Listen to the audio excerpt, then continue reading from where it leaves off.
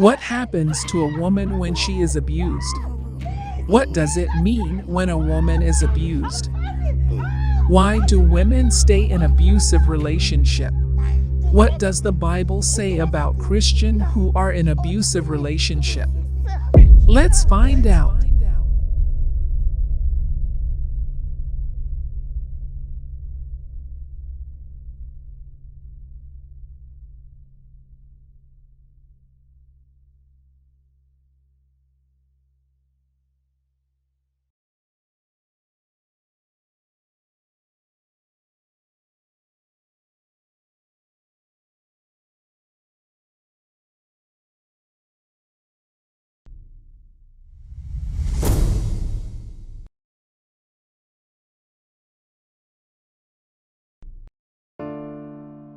Women's voices should not be ignored. We are actually going through a lot. The world needs to listen to us. Good day, viewers at home.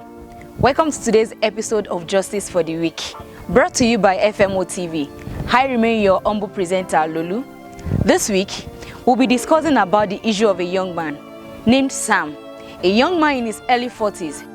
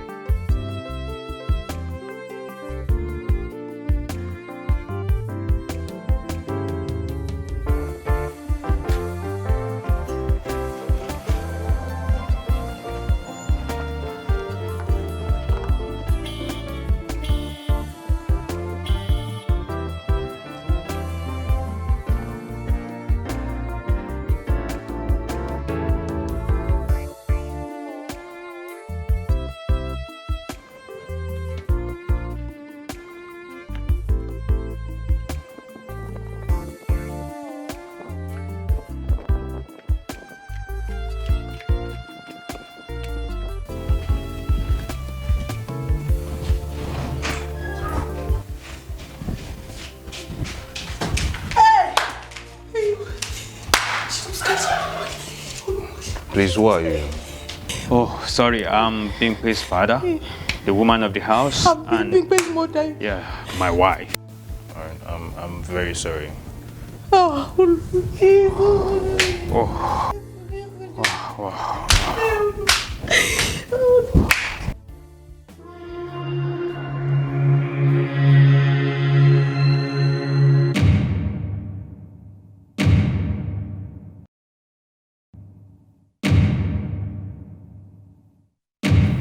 Bímpé.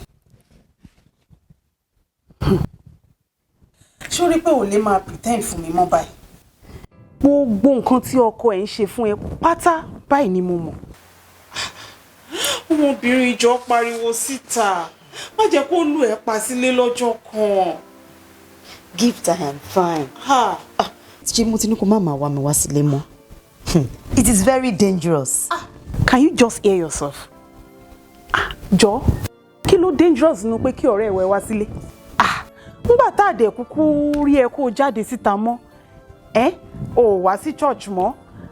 In fact, mo ti ẹ̀ gbọ́ pé wọ́n ló ti resign ibi iṣẹ́. Mo tún wá wò pé òkè kí n pàdé ẹ̀ ní hospital tó máa ń lò fún antenatal. Mo débẹ̀ yẹn àwọn yẹn sọ yí pé ó ti tó 1 month tán ti rí ẹ last. Bímpé, what is going on? Are you alright? Mi ò lọ clinic mọ́ ọ̀rẹ́. Kí ló dé? I lost the pregnancy. Hey!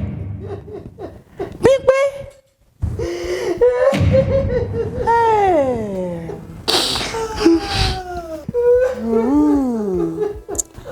Brother ti fi ìṣẹ́ yọyún àbí? Àbí mo parọ́?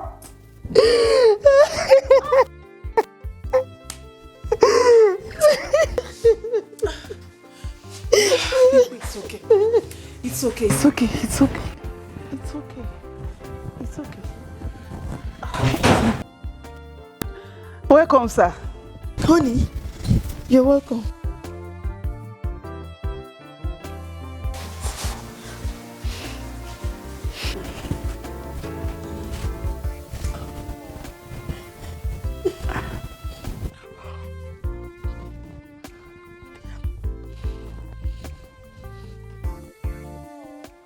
Gift jọ máa lọ. Yes, mi ìfẹ́ wàhálà. Kí máa lọ. A ní máa lọ. Gift.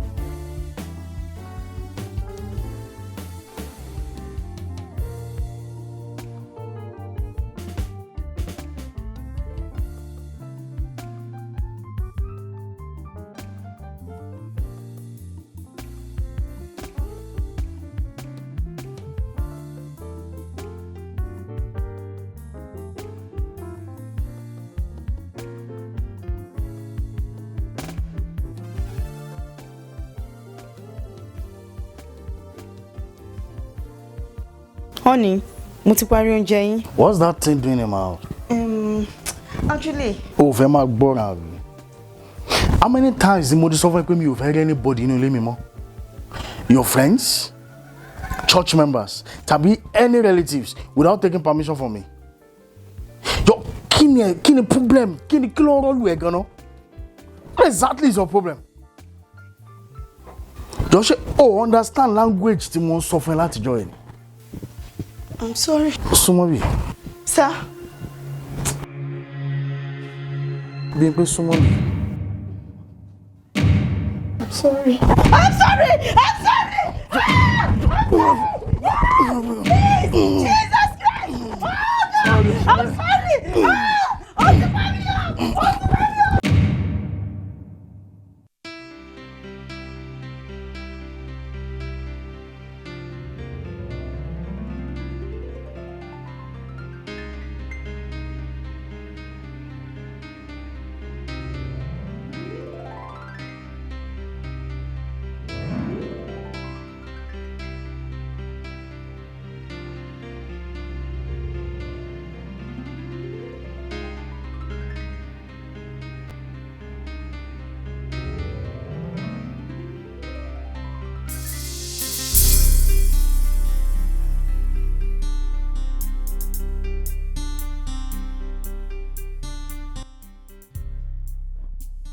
Bimpe, you have to go back to your husband's house.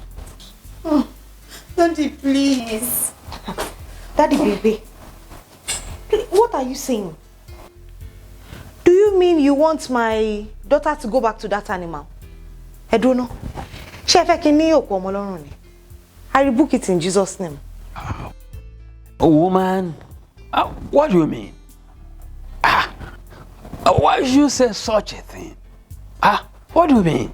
Eranko? No. Why should you call the husband of your daughter an animal? Tí nǹkan mi bá burú ju ẹranko lọ, mo máa pè bẹ́ẹ̀. Bẹ́ẹ̀ ni mo máa pè bẹ́ẹ̀. Báwo ni ọmọkùnrin yẹn ṣe máa abuse ọmọ fúnyàn bí ilé? Ẹ wò náà. Daddy, that man needs to be arrested. Àwọn ọlọ́pàá ní láti bá wa dá sọ́rọ̀ yìí. Kì í ṣe kíní o, kò dẹ̀ tí kò ń ṣe kejì. In fact, psychiatry doctor wọ́n ní láti bá wa dá sọ́rọ̀ yìí. Wọ́n ní láti fi dá wa lójú kán bá wa yí ọpọlọ ẹ̀ wò ká mọ̀ pé Mommy Bimpe, why should you say a thing like that? Ọlọ́pàá. No, ṣe ló dàbí ìgbà tó jẹ́ pé o ti gbàgbé irú ènìyàn tó jẹ́ o. Ó ìyàwó olùṣọ́ àgùntàn ni ẹ́. I am a general overseer of a church. Olùṣọ́ àgùntàn ni mí.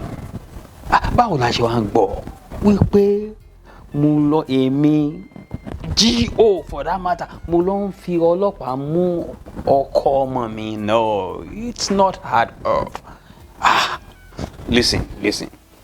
This matter is going to be treated discreetly private and handled strictly spiritual. Àdúrà la máa gbà. Àdúrà ló ń gba agbára kọ́. Kò sí ohun tí àdúrà ò kápá. Ọkàn ọba ó wà lọ́wọ́ Ọlọ́run, ọkàn ọba ọkàn ìjòyè wà lọ́wọ́ Ọlọ́run. Pẹ̀lú Olúwa ohun gbogbo ní ṣíṣe. The same story. Daddy Bimpe, this is not about you alone, Mr. General Overseer. I'm sorry, but Sherry gbèsè tí mò ń béèrè yìí kò tí burú jù. Here's another alternative. Ẹ jẹ́ kí n mú ọmọ mi kúrò lọ́dọ̀ ẹranko yẹn. Mami Bimpe.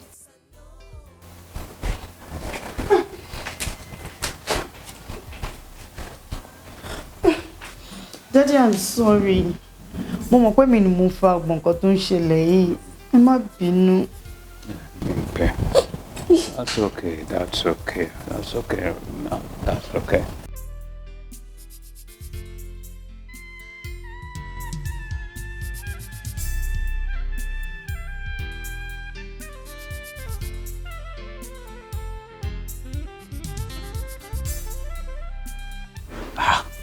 Sam. This is absolutely against God's word.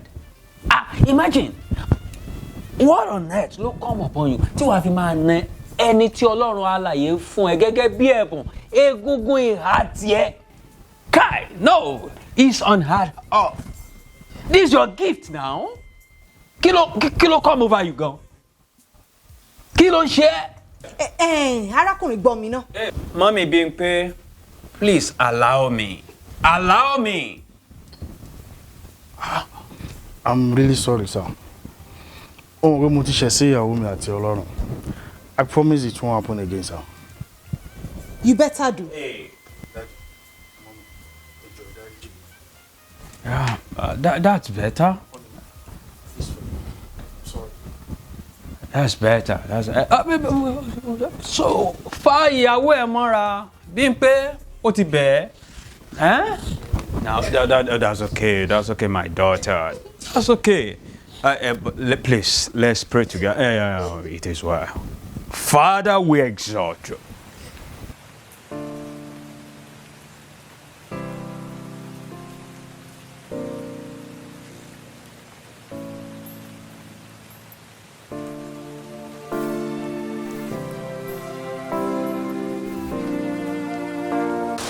Pastor, ẹ jọ̀ọ́, mo ń tijú yín látàárọ̀ ni ò jẹ́ kí n mọ nǹkan tí n bá ṣe o. Nonsense nìkan tẹ́ ń bá èmi àti ìyàwó mi dánwò yẹn. I'm sorry o. Ẹ jọ̀ọ́, kí ló kàn yín pẹ̀lú nǹkan tó ń ṣẹlẹ̀ láàrin mi àti ìyàwó mi? Actually, bro, sir. Ẹ jọ̀ọ́, ẹ jẹ́ kí n sọ̀rọ̀ tán sà. Ẹ̀yin náà lẹ máa ń sọ wípé àbí Bíbélì ló sọ wípé ohun tí Ọlọ́run bá ti so pọ̀ kí ẹnikẹ́ni kó má ṣe yà wọ́n. Ẹ ń try àti break marriage wa nìyẹn. Not at all. We are here because your wife... My wife what? Ẹbí yín kọ́. Ẹbí olófòfò ìyàwó tí mo gbé sílé ni. Obìnrin tá a fi sílé ọkọ ṣùgbọ́n tí kò jókòó síbi tí wọ́n fi sí. Mo fi Ọlọ́run bẹ̀ yín, olùṣọ́ àgùntàn. Ẹ wá máa lọ lé yín. Please leave us alone. We can settle this issue amicably. Thank you. Please leave. What the rain? No, your business, not my business. It is well. Whatever. Shoriwo. Show no ni gbọ́ àbí. Bàbá mi ńbẹ̀.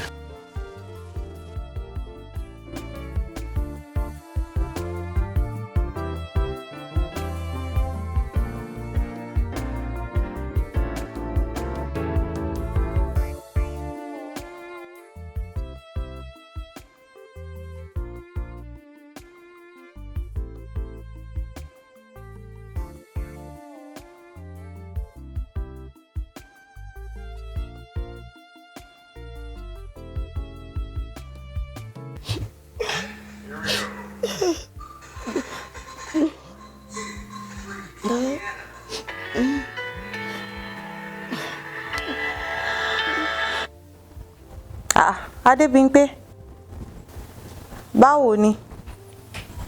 Kí ló ṣe tó tètè gbé kọ́ọ̀lẹ̀? I've been trying to reach you. Ọkàn mi kàn fà sí ẹ náà ni. Ṣàlàáfíà ni wà tọkọ ẹ wà?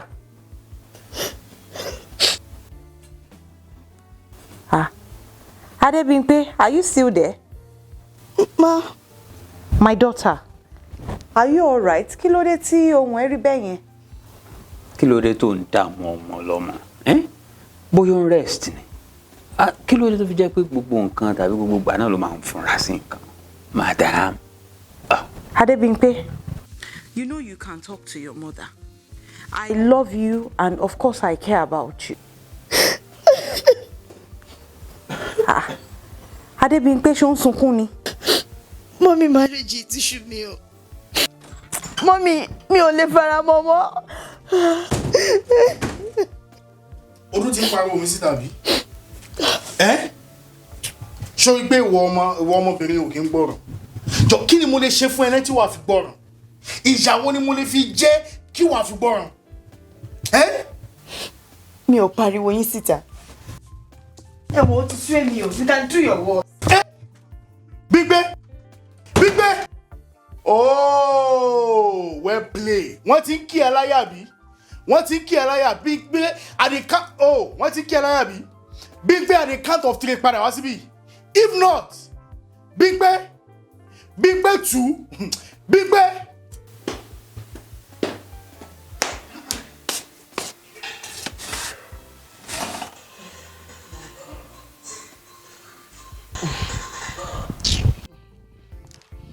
Hello, mommy. Ẹ má bínú ma. Yes, ma. So èmi ni mò ń pariwo àbí? Ṣé po stupid gan? Oh, Sam, not again. Not again. Sam, you are hurting me. You are hurting me.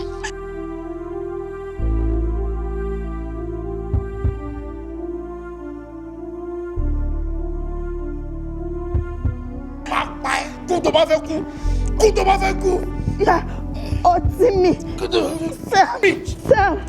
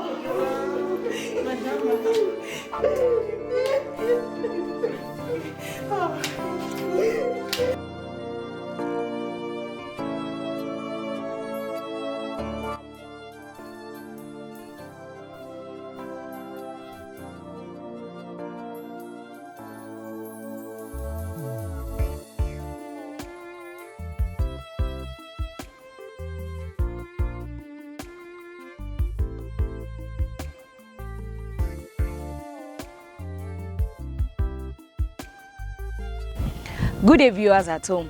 Welcome to today's episode of Justice for the Week, brought to you by FMO TV. I remain your humble presenter, Lulu. This week, we'll be discussing about the issue of a young man named Sam, a young man in his early 40s who was gruesomely murdered by his wife, Bimpe. Before then, let's go to the streets to seek people's opinion on this issue. This lady is a victim of domestic violence.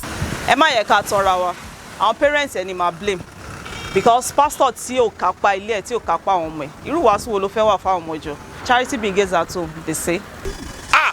Èèyàn mi kí ló ń béèrè? Ọlọ́run gbọ́ obìnrin sán lórí. Wọ́n sán lórí pa ni wèrè pọ̀ lórí wọn. Èmi ò blame bọ̀bọ́ yẹn o. Èmi ò blame bọ̀bọ́ yẹn. Bóyá torí owó gan ni gẹ̀ẹ́sì ẹ̀ fi kún bọ̀bọ́ yẹn pa. Torí obìnrin fẹ́ràn owó. Ojú náà má gbé kíní ẹ̀kọ́ mi ẹ̀jẹ̀ kórè ẹ̀ pé o. Èèyàn mi má bínú bí mo ṣe ń sọ lọ. Pé obìnrin pọ̀ gbọ̀ngbà mi ìyẹn láti reboot brain obìnrin gbà mí. Bó ṣe rí nìyẹn. Wọ́n ti máa gbọ́kọ̀ ẹ̀ pa. Ó jẹ́ ewúrẹ́. I believe this is the case of self-defense. Ẹ fi yẹn lẹ̀ jọ. Abuse. Mo gbọ́ pé apààyàn lóbìnrin yẹn o. Ọkọ ẹ̀ ń sùn lọ́wọ́ lórí bẹ́ẹ̀dì. Ó sì mú ọ̀bẹ. ó sì gún lẹ́ẹ̀mẹ́wàá pa. Kai, obìnrin burú o. Women's voices should not be ignored. We are actually going through a lot. The world needs to listen to us. I heard that her father is a pastor. That's very unfortunate. This case has been adjourned to the 5th of December for further hearing. For more updates on this issue, you can follow us on our social media handles. The next story for this week on our Justice for the Week is the Daddy Bimpe, now that you have successfully made our daughter a murderer and made our ministry and family a mockery for everyone, oh yeah, go ahead. Go ahead and have a shameless ministry. If only you had listened to me, it wouldn't have gotten to all of this. But you were selfish and more concerned about your reputation and ministry, even at the expense of our only daughter. She suffered for 5 terrible years in the house of that man. But I shouldn't have succumbed. I shouldn't have succumbed to your selfish opinion. I should have reported that case. I should have